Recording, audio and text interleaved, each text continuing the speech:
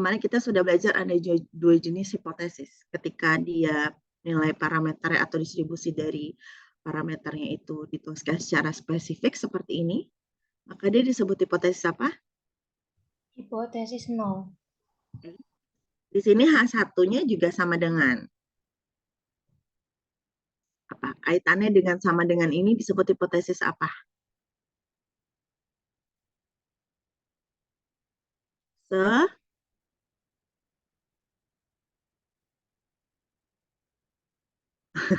Kemarin yang satu ada hipotesis komposit. Yang satunya apa?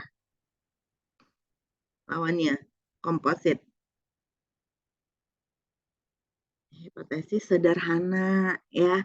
Jadi kalau hipotesis bentuknya sama dengan ya, nilai parameter yang diketahui, artinya distribusinya sebarannya itu apa namanya dituliskan secara spesifik seperti ini ya, normal dengan rata-rata sekian dan sekian. Ini sama dengan ini menandakan bahwa dia merupakan hipotesis sederhana gitu. Lawan dari hipotesis sederhana itu adalah hipotesis majemuk atau komposit. Ya, jadi tanda lebih besar, lebih kecil, tidak sama dengan itu disebutnya hipotesis majemuk. Karena kita nggak tahu nilai mu-nya itu berapa dan banyak gitu ya, artinya kemungkinannya. Tapi kalau sama dengan, maka dia sudah diketahui disebut hipotesis sederhana. Jadi kalau ditulisnya H0 di sini, mu sama dengan 15, H1-nya atau HA-nya itu adalah mu sama dengan 16, maka ini hipotesis sederhana melawan hipotesis sederhana. Seperti itu. Oke, sekarang kita coba lihat bagaimana cara menentukan betanya. Saya sudah share PPT ini belum ya? Sudah, Ibu. Oke, silakan kalian bisa sambil lihat ya. Sekarang kita ada di slide ke-12. Nah, diketahui kita punya sampelnya tadi sebanyak 36. Kemudian X barnya itu adalah 17. Ya.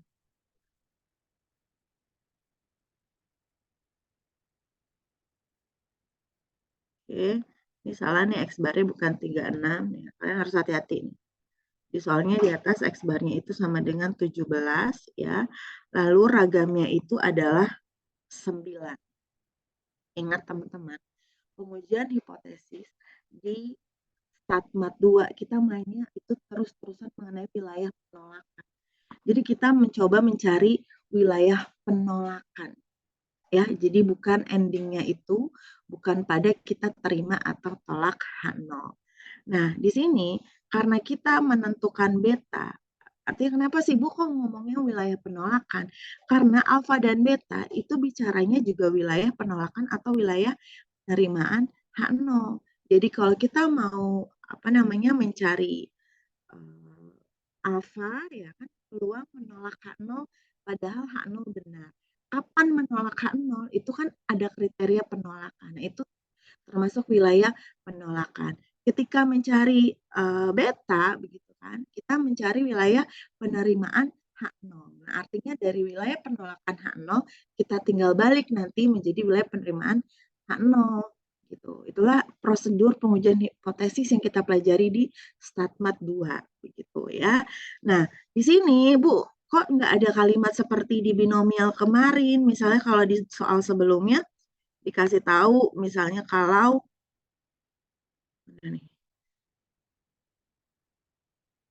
nah, misalnya terima H0 bila X lebih dari 12 gitu ya.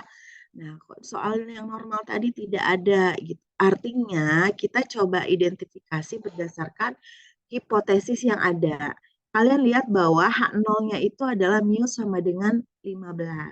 Sedangkan H1-nya itu adalah mu sama dengan 16.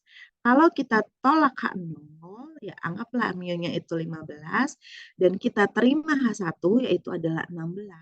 Berarti, ya logikanya, kalau kita tolak H0, ya dan lihat H1, mu-nya itu lebih dari H0 gitu mu-nya, maka kita tolak H0 kalau X barnya ini gitu ya, lebih besar dari suatu konstanta. Ya, jadi lebih karena H1-nya di sini lebih besar ya nilai mu-nya dibandingkan dengan H0, maka tolak H0-nya logikanya kalau misalnya X barnya karena mu ini kan parameter statistiknya itu adalah X Maka tolak H0 jika X barnya besar atau lebih dari suatu konstanta. Seperti itu. Nah, untuk mencari beta,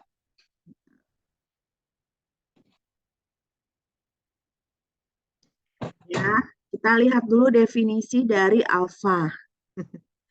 Maaf ya kalau di rumah suka ada suara-suara aneh. Oke, alfa itu adalah peluang menolak H0 pada H0 benar. Berarti kapan kita tolak H0? Kalau tadi X atau X besar di sini kita menuliskannya, oh, sorry. Ya,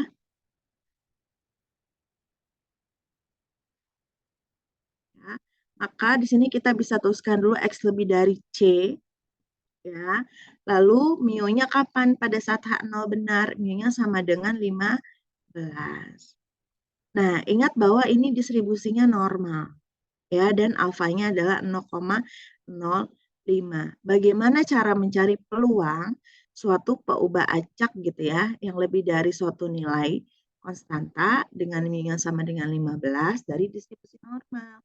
Kalian pernah belajar, kita bisa menggunakan bantuan distribusi normal baku, bahwa Z itu sama dengan X dikurang mu per sigma per akar N.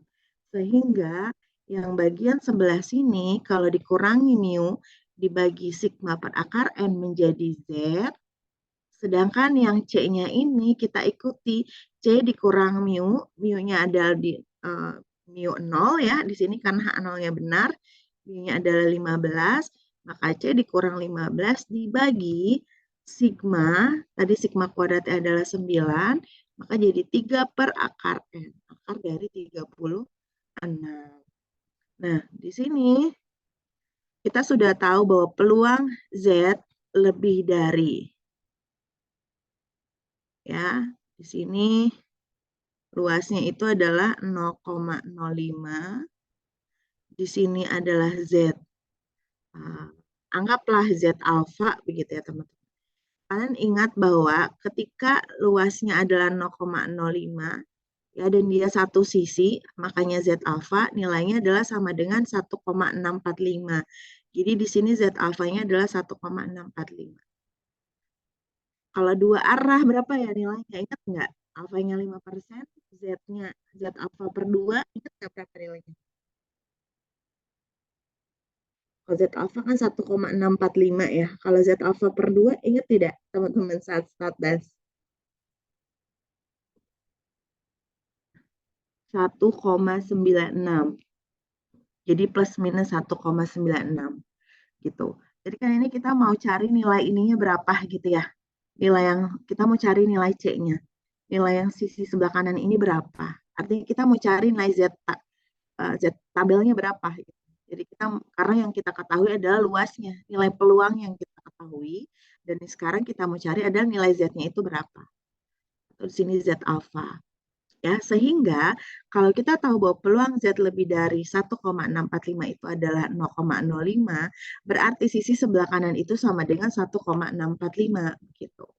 Ya, sehingga di sini kalian tinggal sisakan C sebelah kiri. Ya, di sini jadi C dikurang 15, lalu ini kali ke kanan gitu kan. Pokoknya sampai diperoleh nilai C-nya di sini sendiri, yang mana itu adalah 15,8225. Berarti wilayah penolakannya itu kan tadi apa namanya? X bar lebih dari C ya. Bar ya, nanti kalian perbaiki. X bar lebih dari C, maka X bar lebih dari 15,8225. Maka kriteria penolakannya adalah tolak H0 jika X barnya itu lebih dari 15,8225. Nah, ini baru wilayah penolakannya. Kenapa kita butuh mencari ini? Karena kita butuh mencari wilayah penerimaan H0-nya. Karena definisi dari beta itu apa? Menerima H0 ya, padahal H0 itu salah. Sehingga tadi kriteria penolakannya adalah X bar lebih dari 15,8, maka menerima H0-nya adalah X bar kurang dari 15,8. H0 salah, berarti H0, sorry, nilai mu yang ada di H1 ya, ini kan H1 benar. H1 benar itu adalah mu-nya sama dengan 16. Seperti tadi ya, ketika X bar dikurang mu per sigma per akar N, ini adalah Z.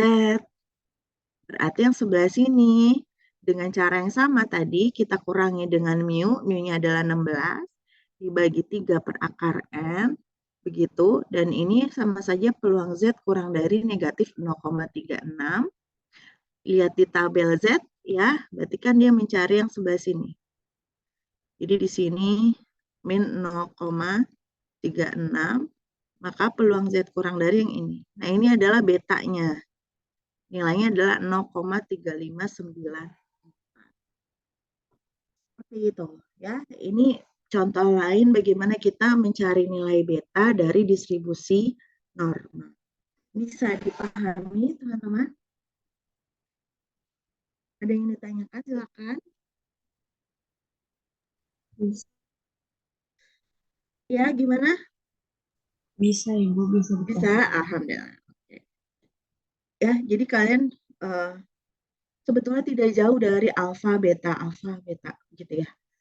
Jadi dalam suatu pengujian hipotesis kembali lagi kita tidak bisa sekaligus menurunkan alfa dan beta, teman-teman. Dan yang bisa kita lakukan adalah nanti menentukan suatu uji dengan nilai alfa tertentu, baru kita cek betanya berapa. Ya, itu adalah pengantar dari materi pengujian hipotesis. Nah, apa yang akan kita pelajari selanjutnya adalah, jadi begini, ya, kita masuk ke materi kuasa uji dulu, baru nanti kita masuk ke apa namanya pengujian, uji paling kuasa. Tadi di atas sudah saya singgung bahwa ada yang namanya kuasa uji di sini. Kuasa uji itu apa? Peluang kita menolak H0, padahal H0 itu salah. Ya, jadi sini itu adalah suatu kuasa uji.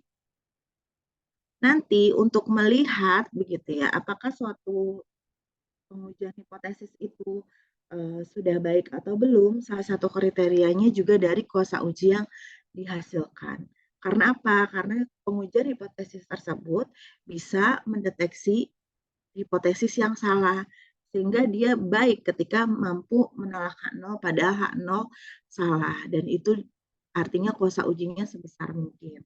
Ya, sekarang kita lihat dulu apa itu kuasa uji.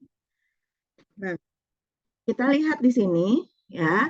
Jadi sebetulnya sebelum kita berbicara kuasa uji ada yang disebut sebagai apa namanya fungsi kuasa ya, fungsi kuasa.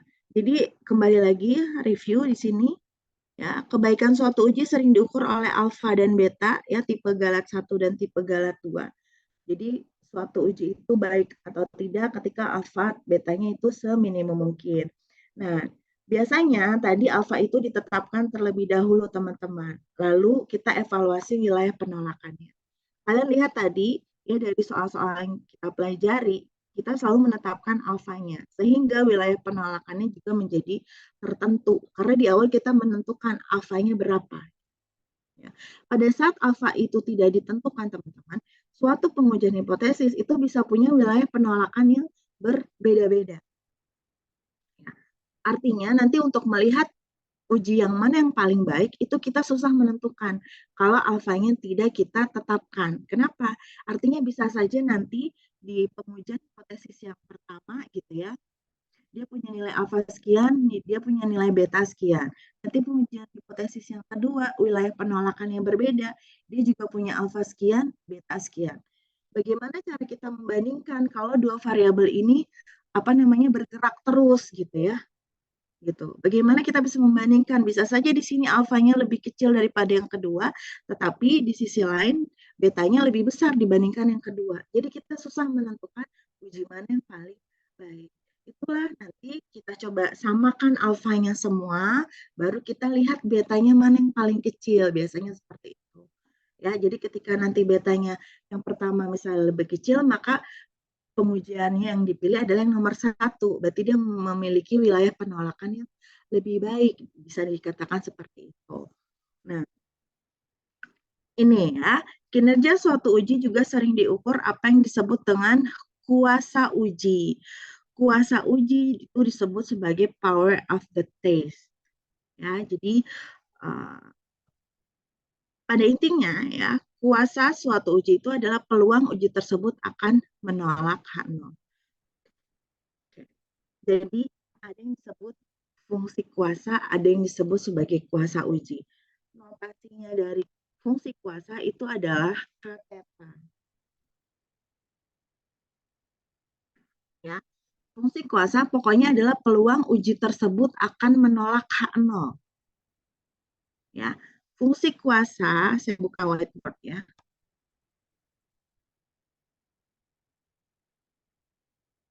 Sudah muncul belum whiteboardnya? Sudah, Ibu. Oke. Bicara fungsi kuasa dulu. Fungsi kuasa ini biasa dinotasikan dengan K theta atau pi theta, ya, yaitu adalah peluang tolak H0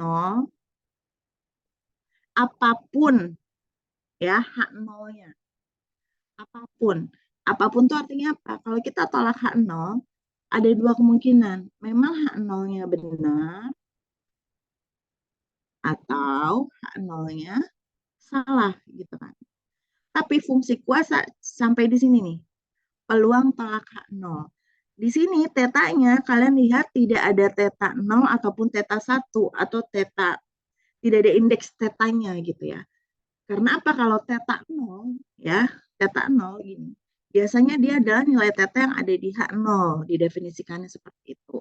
Teta 1 itu adalah nilai teta yang ada di H1. Nah, jadi teta di sini maksudnya adalah ya pokoknya peluang tolak H0 apapun nilai tetanya.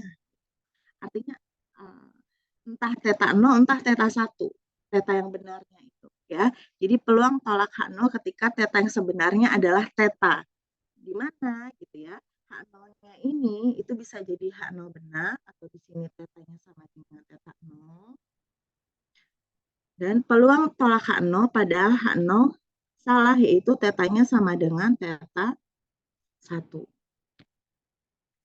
Ketika kita menolak H0, ya, padahal H0 benar, itu disebut apa?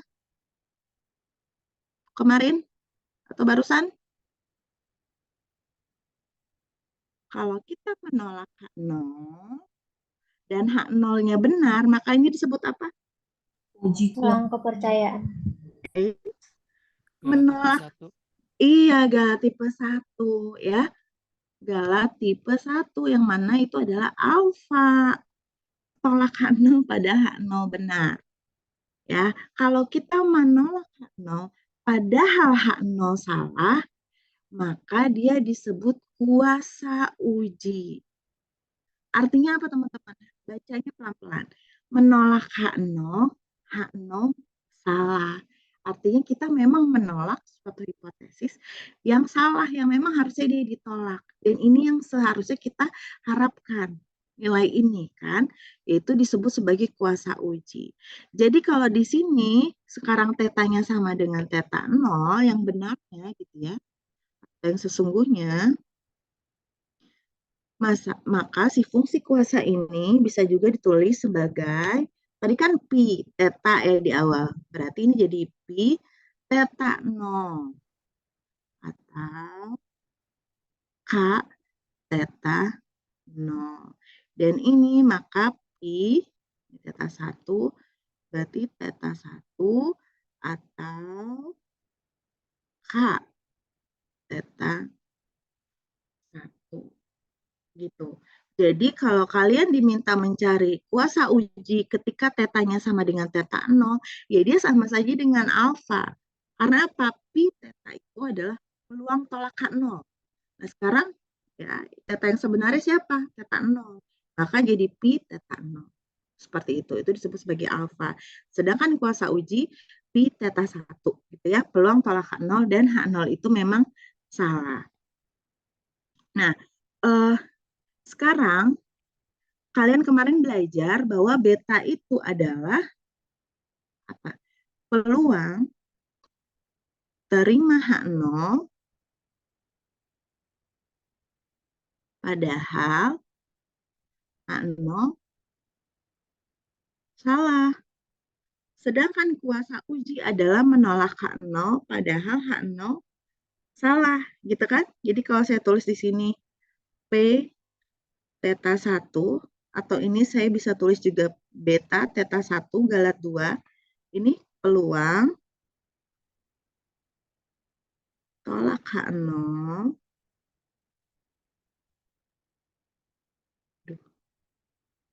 H0 salah.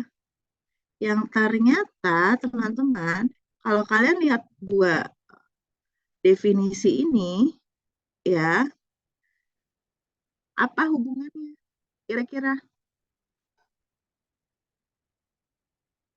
beta itu adalah peluang terima H0 padahal H0 salah, sedangkan Pi theta 1 atau kuasa uji itu sama dengan peluang tolak H0 padahal H0 salah.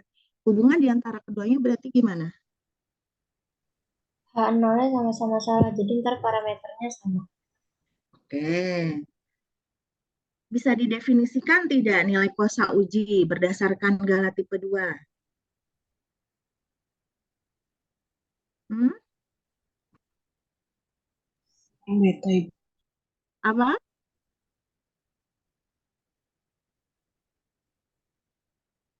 Gimana? Berarti kalau kalian lihat ya, ini terima H0, ini tolak H0, dan pada saat H0-nya sama-sama salah. Maka kuasa uji itu, ya, ini adalah kuasa uji. Aduh.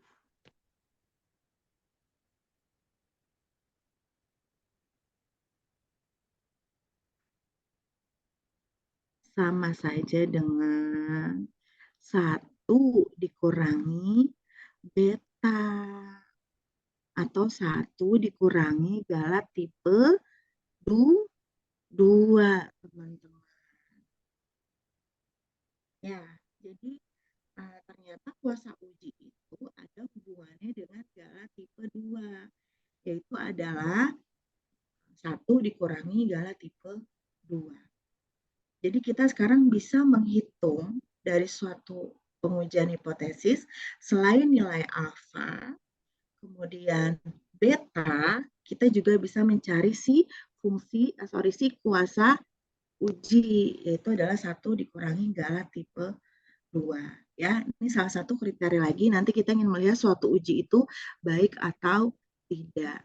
Artinya kalau beta, kita berharap kuasa uji ini sebesar mungkin atau sekecil mungkin, teman-teman.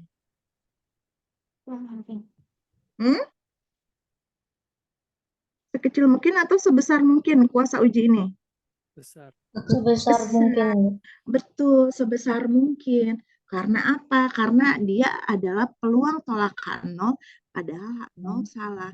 Jadi kuasa uji itu bukan error ya, dia bukan galat gitu. Justru dia memperlihatkan bagaimana si pengujian hipotesis itu, kemampuan si pengujian hipotesis itu bisa mendeteksi hipotesis yang memang seharusnya ditolak. Gitu. Sehingga kita berharap kuasa ujinya sebesar mungkin.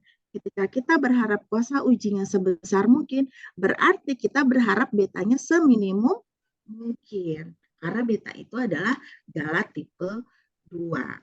Jadi sekarang kalian kebayang nggak kalau misalnya kita punya hipotesis ya, seperti halnya tadi misalnya H0-nya itu adalah mu sama dengan 15 begitu ya. H1 itu misalnya mu sama dengan 16 misalnya. Nah, kalau di StatMat, kita belum tahu nih wilayah penolakannya itu seperti apa. Dan artinya wilayah penolakan yang mungkin dihasilkan itu beragam, teman-teman. Ya, gitu. 2, 3, 4, dan seterusnya. Wilayah penolakannya ini bisa sangat beragam. Nah, yang mana yang terbaik ya yang bisa kita pilih, artinya nanti kita evaluasi dari alfa, masing-masing wilayah penolakan ini menghasilkan alfa berapa, beta berapa, atau si kuasa ujinya. Gitu. Nah, tapi kalau tadi saya sampaikan, ini nggak ada yang ditentukan salah satu, begitu ya. maka nanti kita sulit membandingkannya. Artinya, biasanya kita setting wilayah penolakan 1, setting alfanya 0,05, semuanya nih sama, alfanya 0,05 nih, gitu kan. Baru nanti dari 0,05 ini, cari masing-masing betanya, gitu, atau cari masing-masing si wilayah, kuasa ujinya. Maka nanti yang kita bandingkan adalah salah satu nih, ya entah beta kan sama ini ada hubungannya ya. Jadi alfanya nggak kita lihat lagi karena semuanya ditetapkan sama. Pilihlah yang nanti betanya paling kecil atau kuasa ujinya paling besar. Maka itu yang dijadikan sebagai wilayah penolakan terbaik. Gitu. Itu maksudnya kita mempelajari pengujian di Statmat 2, teman-teman ya. Sekarang kita coba kembali dulu ke PowerPoint yang tadi.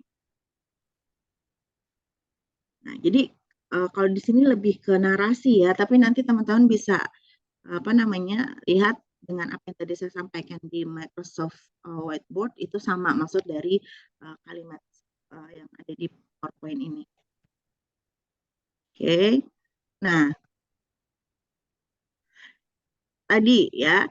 Jadi dari ide yang barusan saya sampaikan, sebetulnya kita bisa memperoleh artinya yang tadi memiliki wilayah penolakan yang paling baik itu teman-teman ya, yang mana dia akan memiliki nilai alfanya itu sama gitu ya, yang membuat wilayah penolakannya sama dengan alfa, kemudian akan memperoleh kuasa uji sebesar mungkin atau artinya betanya seminimum mungkin, maka itu sama saja kita mencari uji yang paling kuasa, ya, uji yang paling kuasa atau disebut the most powerful test, gitu, ya, yaitu yang memiliki wilayah penolakannya sebesar alfa dan memiliki kuasa uji yang sebesar mungkin.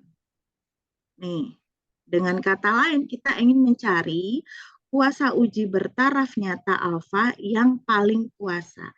Kuasa uji bertaraf nyata alfa, karena kita akan tentukan nanti alfanya berapa, baru kita cek kuasa ujinya. Seperti itu ya, disebut the most powerful test atau uji paling kuasa.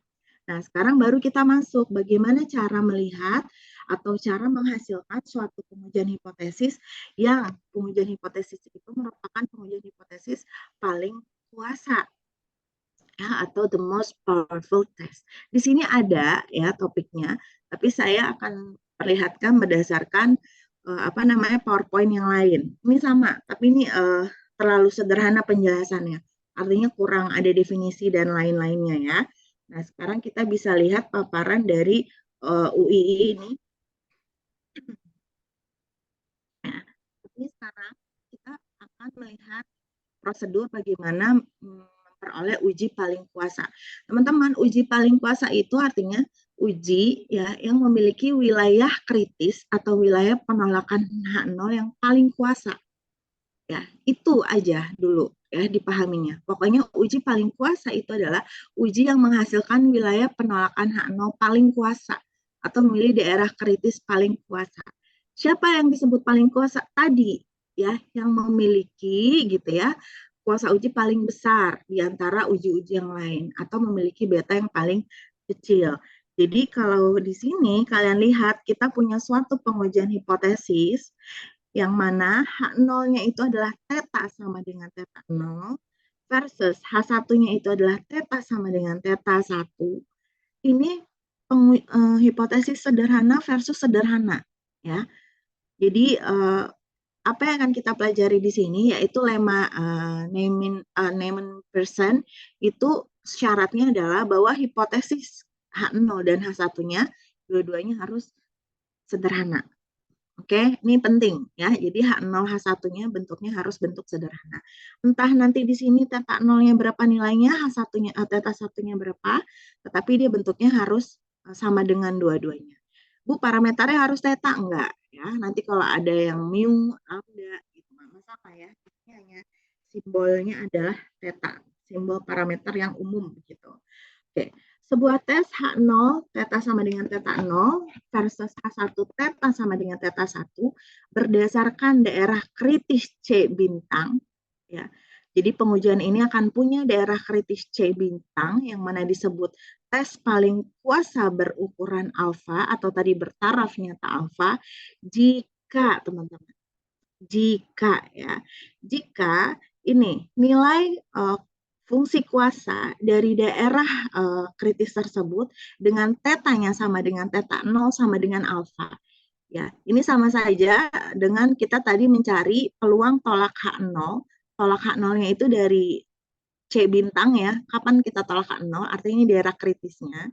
Ya, dengan tetanya itu adalah teta 0. Ini sama dengan alfa. Ya, ini kan definisi fungsi kuasa tadi peluang tolak H0 ketika tetanya sama dengan teta 0. Teta 0 ini ada yang di dalam H0. Ya, jadi sama saja peluang tolak H0 pada H0 benar ini adalah alfa. Oke. Jadi nanti daerah kritisnya itu pasti akan sama dengan alfa. Oke. Lalu definisi yang kedua kalian lihat ya. Tadi saya sudah sampaikan bahwa wilayah penolakannya itu bisa lebih dari satu sebetulnya. Ya, bisa lebih dari satu. Sehingga yang dikatakan paling kuasa itu yang ada tanda bintangnya di sini. Maka fungsi kuasa ya dari daerah penolakan H0 ketika tetanya sama dengan teta 1, yang mana ini merupakan kuasa uji ya. Tadi pi teta 1 itu adalah kuasa uji, maka ini maksudnya adalah kuasa uji dari daerah kritis yang paling kuasa ini itu nilainya akan lebih besar atau sama dengan dari kuasa uji dari daerah kritis yang lain. Gitu. Artinya apa? Kalau uji paling kuasa, itu yang pertama akan menunjukkan bahwa fungsi kuasanya ketika tetanya sama dengan teta 0 akan sama dengan alfa. Yang kedua adalah dia pasti akan memiliki kuasa uji yang lebih besar dari daerah kritis yang lainnya. Itu definisinya, teman-teman. Jadi uji paling kuasa akan memiliki kuasa uji yang lebih besar dibandingkan dengan daerah kritis lainnya. Sehingga di sini C bintang itu disebut sebagai daerah kritis paling kuasa. Yang ini kita tidak perlu buktikan karena dari awal pasti kita akan tentukan alfanya berapa. Ya, karena kita akan membuat suatu wilayah penolakan yang memang ukurannya sama dengan alfa. Jadi alfanya pasti diketahui. Nah, yang nanti akan dijamin oleh teori ini adalah yang nomor 2, gitu ya, bahwa apa namanya kuasa uji yang dihasilkan oleh si uji yang kita kerjakan itu adalah yang memiliki nilai kuasa uji paling besar. Bagaimana cara memperolehnya? Lemma Neyman-Pearson. Ya, jadi caranya adalah teman-teman, nanti kita akan mencari rasio dari likelihood, ya, rasio dari fungsi likelihood atau fungsi join gabungan, join PDF misalnya gitu ya. Ketika tetanya sama dengan teta 0, artinya yang ada di H0, dan ketika tetanya sama dengan teta 1. Gitu. Di mana rasio ini itu kurang dari K. Ya. Jadi kalau referensi ada yang beda-beda, ada yang kurang dari aja, ada yang kurang dari sama dengan, nggak apa-apa. Ya. Jadi uji rasio likelihood ini yang kurang dari K ini akan ada pada tingkat signifikansi alfa, teman-teman. Ya. Jadi nanti kita akan mencarinya dari sini berangkatnya. Ya, dari rasio ini kurang dari K, teman-teman. Sehingga nanti kita akan teruskan ya penyelesaiannya sehingga memperoleh wilayah penolakan. Ya, nanti kita lihat contohnya ya, teman-teman. Jadi Lehmann-Neyman-Pearson ini ya intinya ini.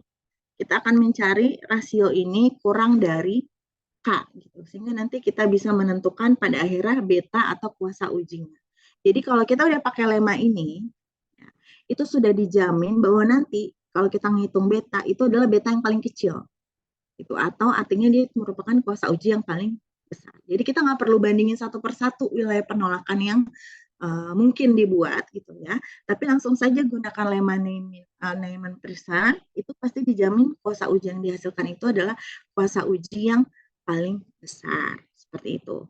Dari segi penjelasan teorinya dulu, ada yang ingin ditanyakan sebelum kita lihat ke contoh soal? Masih bingung? Insya Allah pelan-pelan, Ibu. Oke, pelan-pelan ya. Sekarang saya coba share lagi ke Microsoft Whiteboard.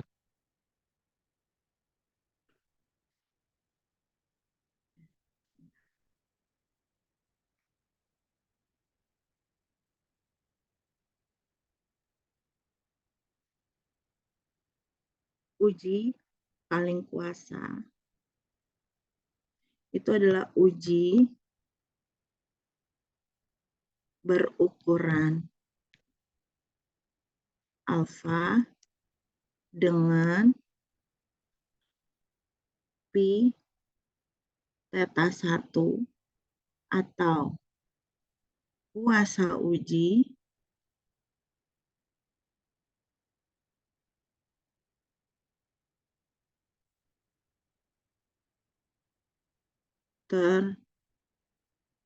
terbesar. Oke, ini uji paling kuasa juga didefinisikan adalah uji dengan wilayah penolakan paling kuasa.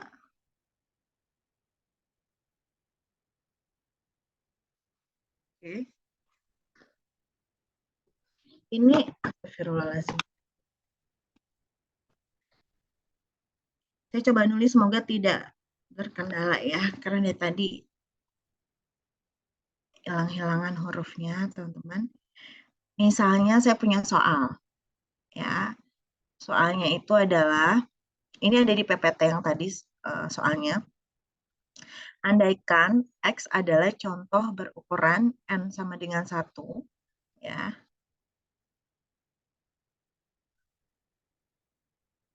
Nih, ya. Sudah muncul di catatan saya? Sudah, Ibu. Oke. Saya coba lihatkan dulu catatan saya. Kalau nanti ada yang kurang paham, kita nulis di whiteboard ya. Sepertinya ini agak nge-lag di saya. Jadi tadi banyak part-part kalau saya nulis yang hilang. Gitu. Jadi khawatirnya nanti mengganggu. Ya, jadi nanti kita lihat dulu catatan saya ini. Ya, nanti kalau ada yang kurang jelas kita bisa kotret di whiteboard ya, teman-teman.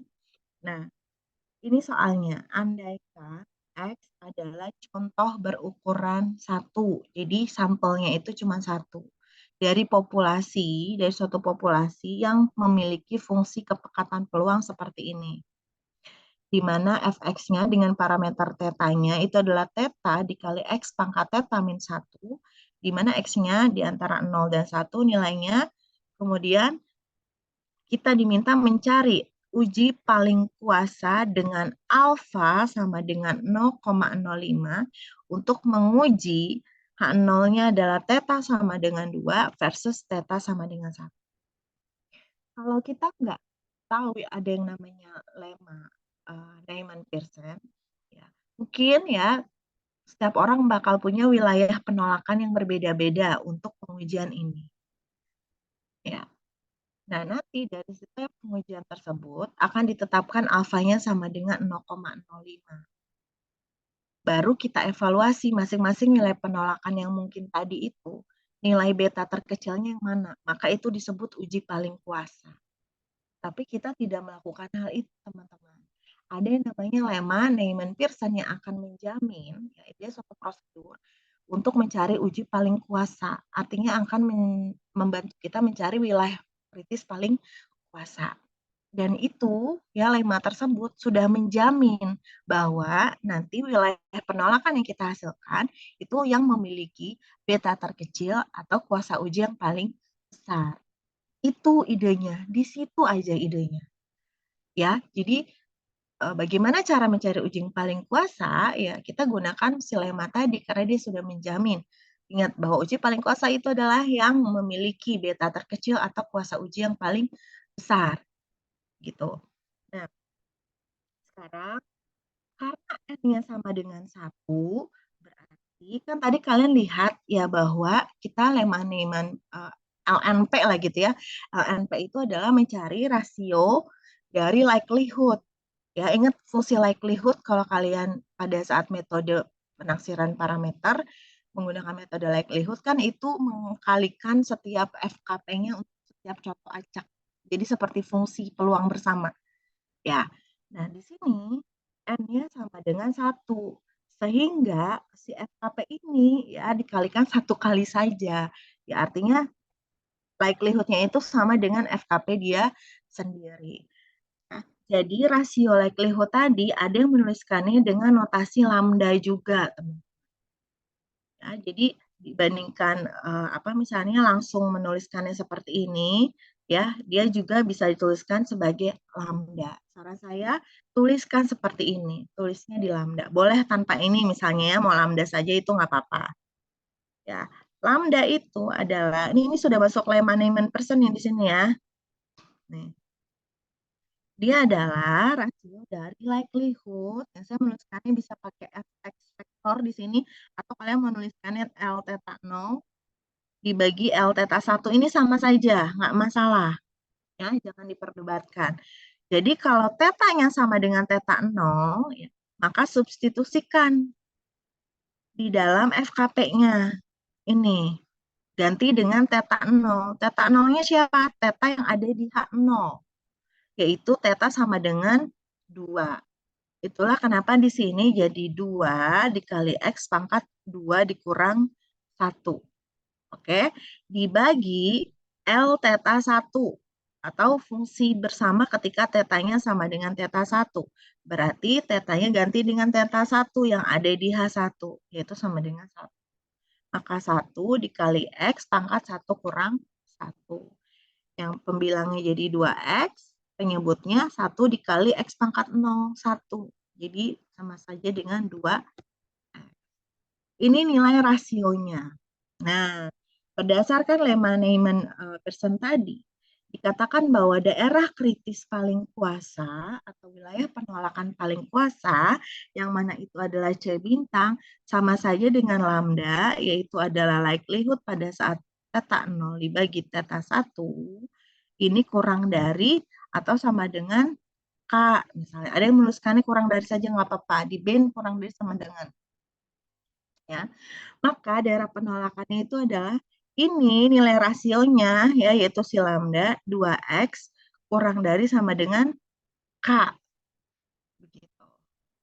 Yang akan kita cari nanti si K-nya, teman-teman. Nilainya berapa gitu kan? Karena kita kan mencari wilayah penolakan yang paling kuasa. Maka sisakan X sendiri di sini. X kurang dari atau sama dengan K per 2. Atau K per 2 ini bisa kita ganti menjadi K bintang.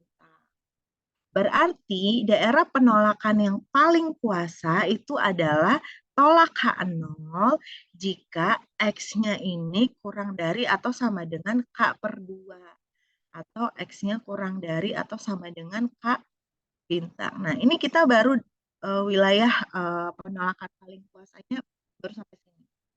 Ya, tapi kan kita harus tahu K-nya berapa misalnya, atau nilai ininya berapa lah gitu ya. Nilai kosmata yang menjadi batasnya di sini. Kita tahu bahwa uji ini berukuran alfa sama dengan 0,05 tadi di soal. Maka kita bisa cari nilai K-nya dengan mendefinisikan si alfa tadi. Alfa adalah peluang tolak H0, padahal H0 benar. Alfanya 0,05, peluang tolak H0-nya kapan? Ketika X-nya kurang dari atau sama dengan K bintang misalnya. Kalau kalian mau tuliskan K per 2 nggak masalah. Di sini saya menuliskan biar ada satu besaran aja gitu ya. K bintang, H0-nya benar. H0 benar berarti theta yang ada di H0. Yaitu tetanya sama dengan 2. Ya, sampai sini dulu bisa diikuti? Bisa, Ibu. Bisa ya. Oke. Nah, sekarang kalian harus mencari peluang X kurang dari sama dengan K bintang, di mana tetanya sama dengan 2. Ini bukan dari distribusi yang umum seperti tadi normal misalnya. Artinya apa? Kalian gunakan definisi dari bagaimana kita mencari peluang dari suatu fungsi densitas. Kalau kita punya X kurang dari sama dengan K bintang, mencari peluangnya, berarti batas X tadi yang paling kecil itu siapa? 0, ya, dia 0 sampai 1. Maka kalau kita mencari peluang X kurang dari sama dengan K bintang, berarti peluang dari 0 sampai dengan K bintang gitu kan, dari fx-nya ketika tetanya sama dengan 2. Jadi fx-nya kita tulis yang tetanya sama dengan 2. Maka kita substitusikan 2 ke sini. Atau tidak lain adalah yang menjadi pembilang ini, 2x ya. 2x. Maka fx-nya di sini adalah 2x ya, yang mana ini sudah diganti nilai tetanya. Integralkan seperti biasa. Ya, 2x diintegralkan terhadap x jadi tersisa x kuadrat. Batasnya adalah dari 0 sampai k bintang. K bintang ya, di sini kalau kita cari dia akar dari 0,05 sehingga kita bisa tulis K per 2, karena K bintang tadi di atas adalah K per 2. K per 2-nya itu adalah akar dari 0,05. Ingat bahwa tadi wilayah penolakannya itu adalah X kurang dari sama dengan K per 2 kan? Berarti X, wilayah penolakannya adalah X kurang dari sama dengan akar 0,05 atau 0,2236. Ya, jadi uji paling kuasanya memiliki wilayah penolakan X kurang dari sama dengan 0,2236. Artinya apa, teman-teman? Di antara semua uji, ya, di antara semua uji, artinya di antara semua wilayah penolakan dengan taraf nyatanya 5% atau 0,05, jadi di antara semua wilayah penolakan yang alfanya ini sama dengan 0,05, begitu ya. Untuk menguji hipotesis tetanya sama dengan 2 versus tetanya sama dengan 1, ya, dengan wilayah penolakannya itu adalah X kurang dari atau sama dengan 0,2236, dia merupakan uji paling kuasa yang berarti juga memiliki beta terkecil.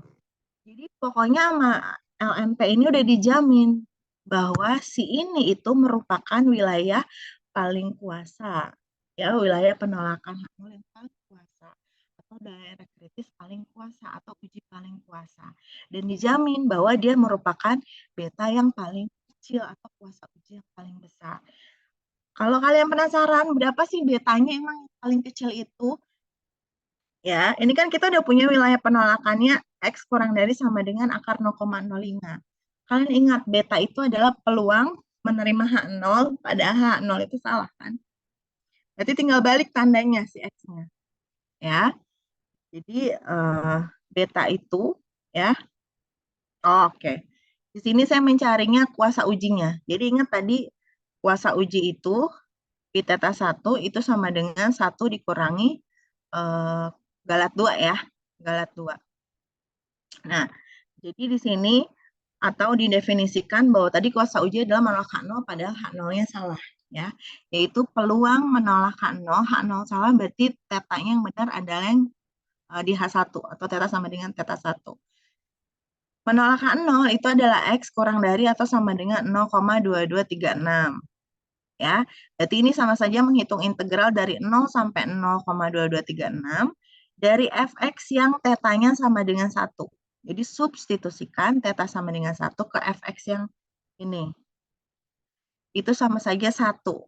Berarti ya, di sini diintegralkan terhadap x, jadi hanya ada x, lalu batas atasnya 0,2236, batas bawahnya 0. Ternyata kuasa ujinya itu adalah 0,2236. Jadi kalau mau nyari galat 2-nya, tinggal 1 dikurangi 0,2236, yaitu 0,7764. Menurut kalian, ya, betanya masih besar atau udah tergolong kecil? 0,7764. Besar, Ibu. Iya, masih besar, teman-teman. Ya. Jadi sekalipun ini adalah beta terkecil, ternyata beta terkecilnya itu masih besar.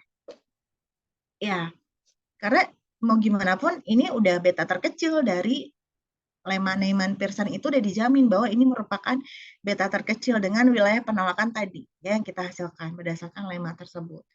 Gitu. Ternyata ya dari uji yang paling kuasa ini betanya pun ya dikatakan terkecil, terkecilnya itu masih besar atau kuasa ujinya masih kecil. Ya, kecil sekali 0,2236. Karena artinya dia untuk mendeteksi hipotesis yang salah ya, itu juga masih kecil peluangnya 0,2236. Kira-kira ya, apa yang menyebabkan ya si beta terkecilnya ini masih besar, teman-teman? Ya. Ada yang bisa mencoba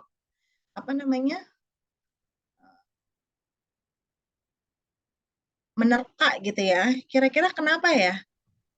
Udah diperoleh uji yang paling kuasa, tetapi ternyata betanya masih besar gitu. Nilai alfanya, Ibu. Enggak dari alfa. Alfa nggak pernah salah ya. Alfa nggak pernah salah gitu. Bukan dari alfanya. Apa kira-kira ya? Ayo, coba lihat lagi soalnya.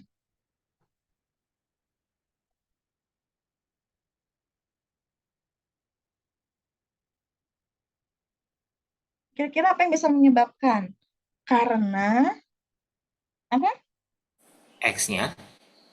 Bukan. Kenapa Sampel. X-nya? Ukuran sampel, Bu. Sampelnya, betul. Sampel. Sampelnya. Ya, dia hanya mengambil sampelnya hanya satu. Jadi kemungkinan paling besar kenapa dia galatnya masih tetap besar karena sampelnya cuma satu. Ya. Jadi bagaimana cara untuk meningkatkan kuasa uji gitu ya atau memperkecil lagi si betanya? Tambah sampelnya. Itulah kenapa kalau dalam pengujian hipotesis kalau kalian ingin membuat suatu kesimpulan dari populasi gitu ya, sebaiknya sampelnya banyak sehingga galatnya itu mengupayakan galat tipe 2-nya itu menjadi lebih kecil lagi seperti itu. Nah, ini adalah contoh bagaimana kita mencari uji yang paling kuasa. Bisa dipahami idenya? Atau ada yang ingin ditanyakan dari pengerjaan soal barusan? Saya izin nanya, Ibu. Boleh, silakan. Kalau nilai K-nya itu selalu positif atau enggak ya, Bu? Oh, enggak selalu. K itu adalah suatu bilangan real ya. Dia suatu nanti konstan. Ini Abdul ya? Iya, Ibu. Ya, enggak selalu positif. Tidak selalu positif. Tapi ingat bahwa K itu sebetulnya merupakan seperti fungsi dari X gitu ya. Dia merupakan bagian dari X di sini. Jadi sebetulnya nanti K itu harus bersesuaian dengan nilai X yang memenuhi di sini. Misal, nanti di sini dihasilkannya adalah K kuadrat gitu ya. Sehingga nanti untuk mencari akar-akar dari K-nya itu, berarti kan kita pakai rumus ABC misalnya. Terus nanti K yang dihasilkan itu ada yang positif, ada yang negatif. Nah, yang mana yang kalian pilih itu adalah yang memenuhi nilai X di sini, batas X yang ada di FKP-nya.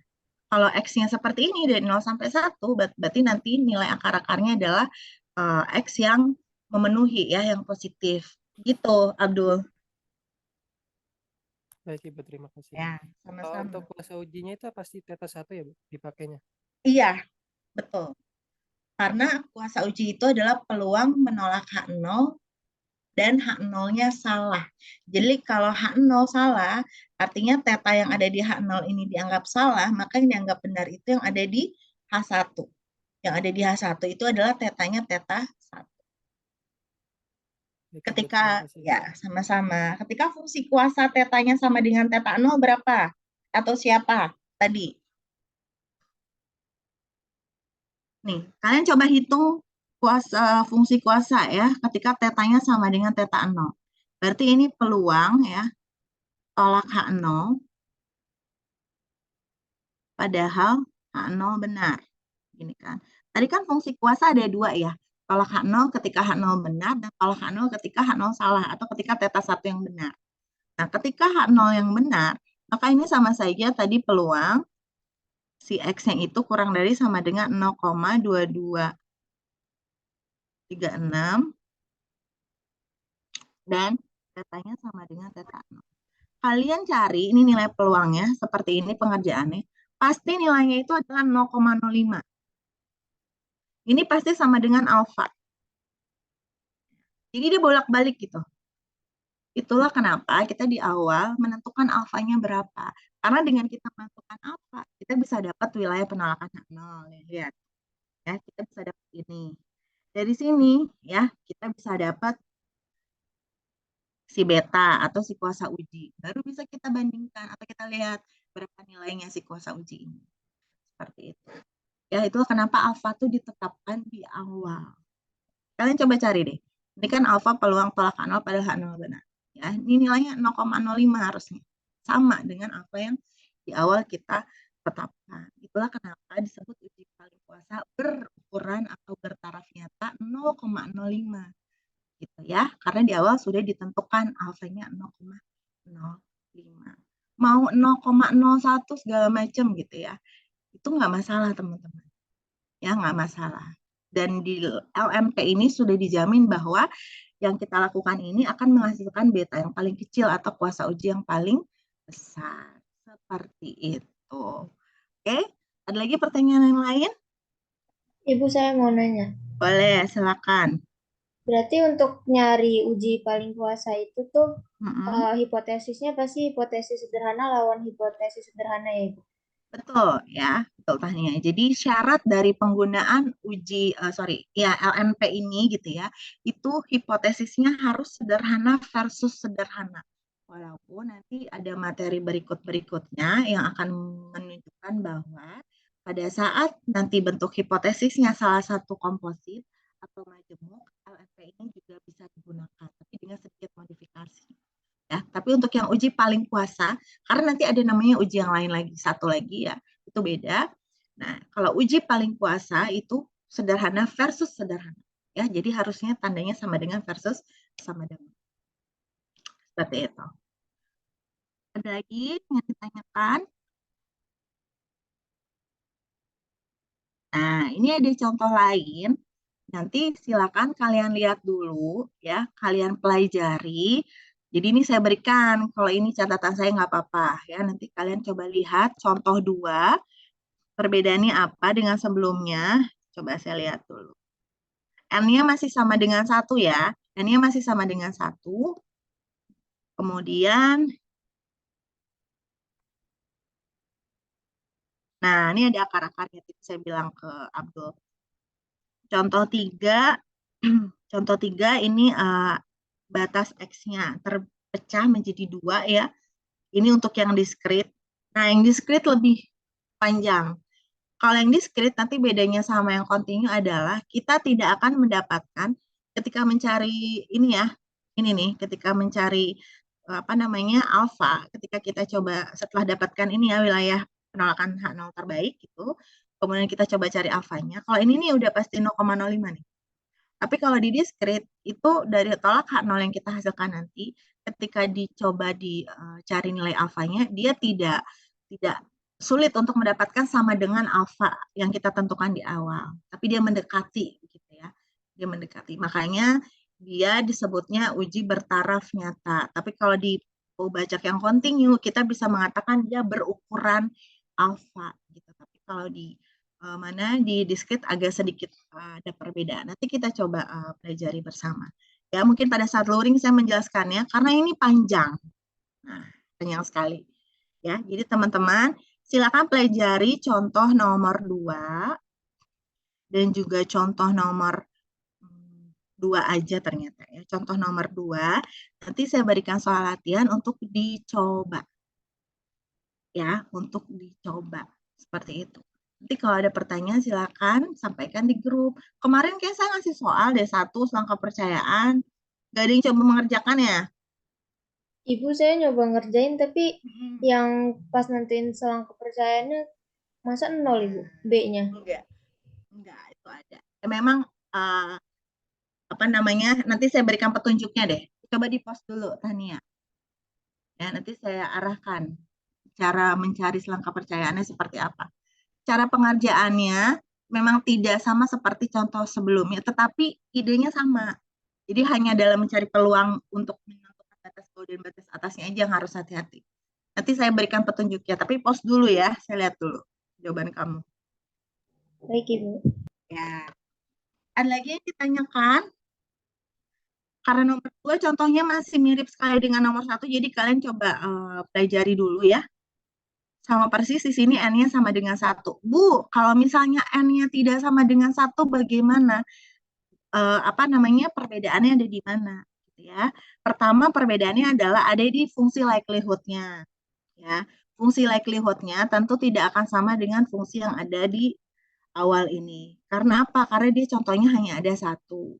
Kalau contohnya lebih dari satu, misalnya ada dua, berarti kan FKP ini kita kalikan sebanyak 2 kali, gitu ya teman-teman. Nah, itu perbedaan yang pertama. Kalau misalnya nanti ada sebanyak N buah sampel acak, maka kalian kalikan ini sebanyak N, begitu. Itu perbedaannya, fungsi likelihood-nya. Yang kedua adalah nanti pada saat kita mendefinisikan si ini alfanya. Jadi tolak H0-nya ini ya, bentuknya nanti bisa jadi di sini X-nya tidak hanya X saja, tetapi bisa jadi dia sigma X. Gitu ya. Karena apa? Tadi perkalian dari FKP di awal, dari likelihood yang dihasilkan, biasanya berimbas pada di sini wilayah penolakannya ini juga berupa statistik yang apa namanya agak lebih kompleks gitu. Jadi tidak tunggal X saja seperti itu. Sehingga bagaimana nanti cara mencari integralnya, berarti kita harus cari distribusi peluang dari si ininya. Nah, karena dia misalnya ya, misalnya tadi soalnya adalah fungsi distribusinya seperti ini. Nah, ini kan. Kemudian contoh acaknya ada sebanyak 2. Maka ini kita kalikan 2 kali. 1 min theta, gitu kan, ditambah theta min setengah, dikali X, dikali lagi dengan 1 min theta, gitu kan, ditambah theta min setengah X. Artinya nanti di sini ada sigma X lah, atau X kuadrat, begitu ya. Berarti nanti di sini, kalau misalnya di sini, contoh ya, misalnya adalah sigma X-nya lebih dari 2K per K plus 1. Berarti jangan integralkan ini dengan batas FKP yang di atas atau dengan FKP yang ini. Kenapa? Karena yang ini hanya punyanya si X saja, bukan punyanya si sigma X. Artinya apa? Untuk mencari nilai integral yang tadi di bawah, kalau dia sigma X sebelah ininya, ya, sebelah kirinya, maka kalian harus cari fungsi distribusi peluang dari sigma X yang mana? Ini kemarin kita pelajari juga. Ya, coba pakai fungsi transformasi kemarin yang kita coba ya di selangkah percayaan.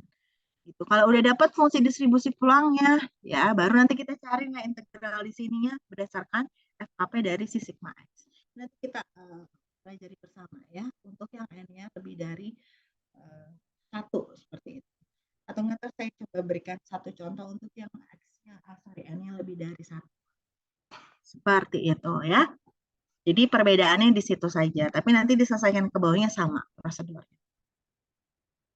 Ya, teman-teman, jadi nanti silakan ini dipelajari dulu secara mandiri agar efektif. Jadi saya kurang lebih 1 jam memberikan materinya, sisanya teman-teman bisa berlatih soal. Minggu depan kalau tidak salah tanggal merah ya, Septi. Kalian tahu tidak minggu depan tuh tanggal merah 9-10 seingat saya atau 10-11 gitu. Ya, betul ya tanggal merah ya. Jadi apa namanya tidak mungkin ke kampus. Kalau misalnya mau luring silakan dipersiapkan dari sekarang karena berarti waktu yang ada itu hanya Senin, Selasa, dan Rabu. Senin apa namanya Insya Allah bisa ya. Selasa oke, saya ada 1 KP tapi saya belum menentukan hari apa ya. Tapi kalau misalnya kalau bisa sih jangan di hari liburnya ya, biar kita bisa sama-sama libur aja gitu. Jadi maksudnya gini, kemarin kan saya ada kuliah pas hari libur hari Rabu. Nah, mereka mintanya tetap di hari Rabu. Artinya pada saat libur mereka tetap kuliah karena memang tidak ada waktu lagi gitu. Karena KP-nya di minggu depan itu udah banyak katanya. Sehingga kemarin tetap kuliah di hari Rabu. Nah, kelas kalian saya nggak tahu kondisinya ya. Jadi kalau misalnya mau dimajukan nanti jadi hari apa, silakan didiskusikan. Mau luring atau daring, teman-teman udah tahu saya prefernya luring ya. Jadi silakan didiskusikan saja begitu. Khawatir kalian mau ada yang mau liburan panjang mungkin dari hari Kamis atau pulang kampung bahkan dari Rabu. Gitu ya. Jadi kalau mau berarti di antara Senin, Selasa atau Rabu. Tapi Rabu saya udah ada 2 mata kuliah. Gitu. Silakanlah didiskusikan ya. Kalau bisa sih jangan kuliah di hari Jumatnya ya, kalau bisa. Oke, mungkin itu aja ya teman-teman. Nanti saya share. Tidak ada pertanyaan lagi ya. Nanti kalau ada pertanyaan lagi silakan bisa di-share di grup WhatsApp. Tidak ada pertanyaan kan? Ibu, saya mau nanya Ibu. Oke, silakan. Tapi yang soal salam kepercayaan yang kemarin itu Ibu. Itu kan saya juga nyoba ya Ibu pakai batas Y yang udah ditransformasi. Nah, itu ya itu soalnya yang di grup Ibu yang terakhir Ibu kirim. Oke, bentar.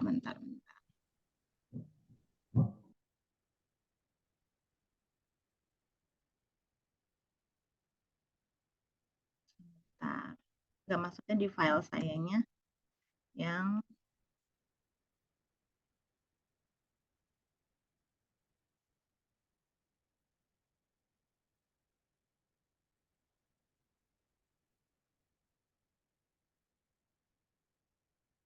bentar ya, saya cari dulu.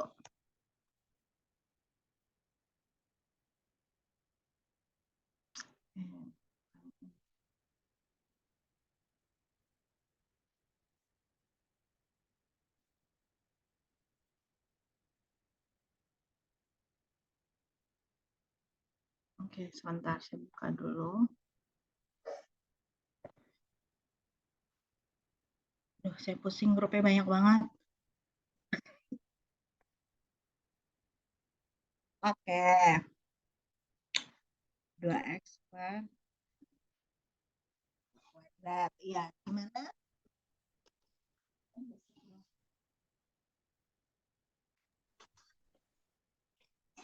Tanya? Iya Ibu. Kenapa? Kan jadi kan gini Bu. Saya kan udah dapat yang nomor A itu kan apakah X per theta bisa dijadikan pivot? Itu jawabannya bisa. Nah, habis itu batasnya itu batas Y-nya dari 0 sampai 1. Nah, untuk nyari SK-nya itu saya pakai batas itu Ibu. Batas dari 0 sampai 1 cuman saya pisah gitu Bu. Jadi kayak ada peluang Y kecil dari sama dengan A yang dimana batas atasnya itu A, habis itu bawahnya 0, habis itu ada peluang Z besar dari sama dengan B, nah batas atasnya 1, batas bawahnya B. Itu bisa nggak sih Bu kayak gitu? Saya nggak kebayang tanya kamu nulisnya kayak gimana. Makanya coba foto dulu aja ya. Oh ya udah Bu. Ya, Nanti foto saya dulu kirim ya. ke grup. Ya, kirim di grup ya. Bu, Jadi makasih Bu. takutnya saya salah mengartikan ya dengan apa yang tadi disampaikan. Jadi lebih mudah kalau saya baca tulisannya. Ya, Tanya langsung aja dikirim ya. Nanti saya lihat gitu. Memang kalau di selangkah kepercayaan nanti tantangannya itu adalah di menentukan batas kiri, batas kanannya atau batas bawah dan batas atasnya begitu ya. Dan menentukan fungsi distribusi peluang dari si pivotnya. Ya, tapi umumnya menggunakan fungsi transformasi. Nah, baru nanti pada saat nurunin ke selangkah kepercayaan itu betul. Biasanya di situ nanti bingungnya mencarinya. Oke, nanti coba di-share dulu ya. Oke. Makasih Tania ya. Baik Ibu. Nanti saya berikan langsung feedbacknya. Oke, ada lagi pertanyaan yang lain? Cukup Ibu. Cukup ya, baik. Jadi teman-teman, ini adalah materi kita hari ini. Semoga di pertemuan berikutnya kita bisa bertemu secara langsung. Memang kendalanya sedang ada UTBK, jadi teman-teman PJ mata kuliah yang lain juga mungkin kalau misalnya mau ada jadwal luring lebih cepat lebih baik ya untuk membooking kelasnya karena yang tersedianya di lantai 6. Saya lupa yang UTBK yang pertama ini waktunya sampai tanggal berapa. Jadi seperti ada 2 termin gitu ya, termin 1 lalu termin 2-nya itu mulai tanggal berapa gitu. Silakan tanyakan ke Pak Bani kalau memang mau menggunakan lantai 5.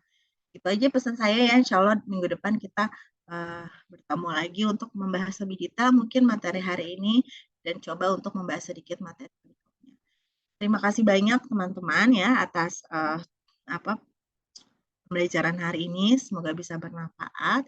Kurang lebihnya saya mohon maaf. Wassalamualaikum warahmatullahi wabarakatuh. Selamat pagi, teman-teman. Waalaikumsalam. Terima Oh, kasih.